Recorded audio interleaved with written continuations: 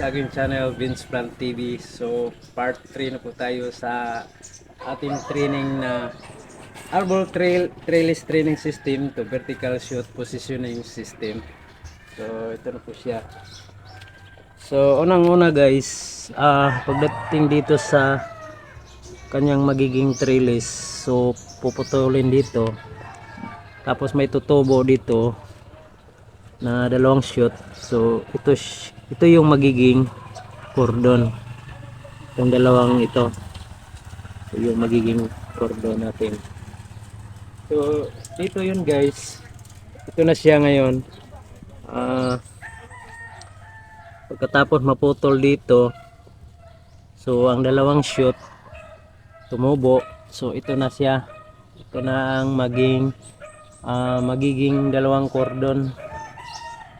Tapos sa pagputol naman dito sa kanyang cordon, sa dalawang cordon, dapat kasi 15 inches lang. Ganito yung sukat. Kung wala kayong pangsukat na purpose rule, so ganito, dito tayo puputol. Ang purpose natin, para mapatubo natin lahat ng shoot dito, no? Dito hanggang dito.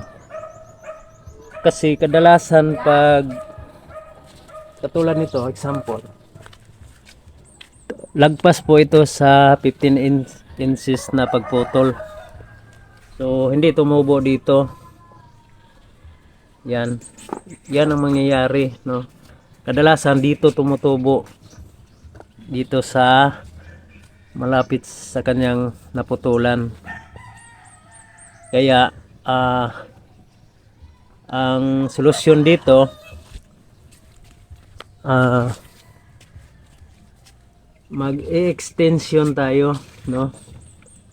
Ito, i-extension tayo dito.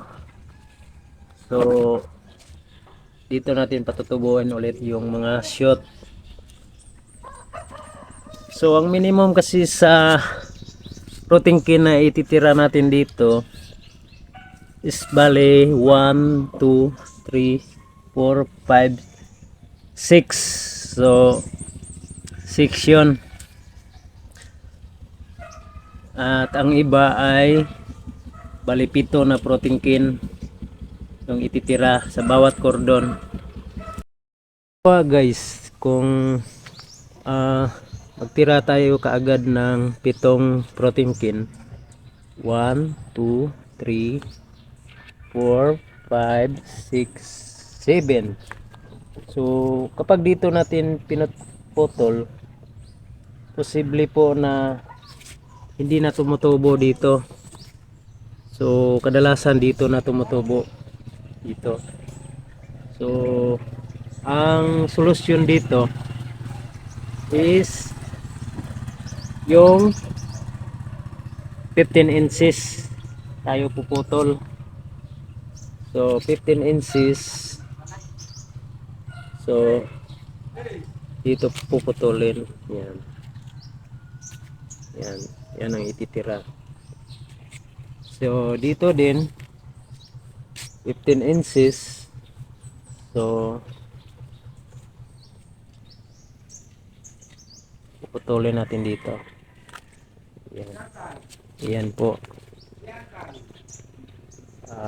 Tapos pag mag-extension na po tayo, yung tumutubo dito sa dulo, extension natin dito para makagawa tayo ng itong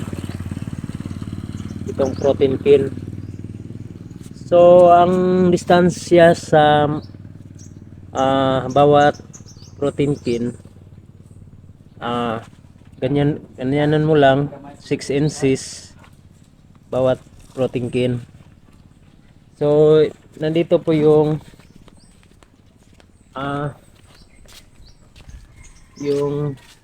halimbawa sa ating extension, no?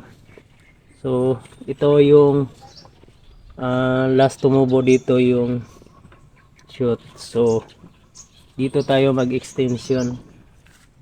1, 2, 3 hanggang 7 protein can dito. So, ganyan yan. Guys, paki-like and share na rin sa aking video. Kung hindi ka pa nakakapag-subscribe, mag-subscribe ka na at isama mo na rin ang notification bell para updated ka sa mga bago kong upload.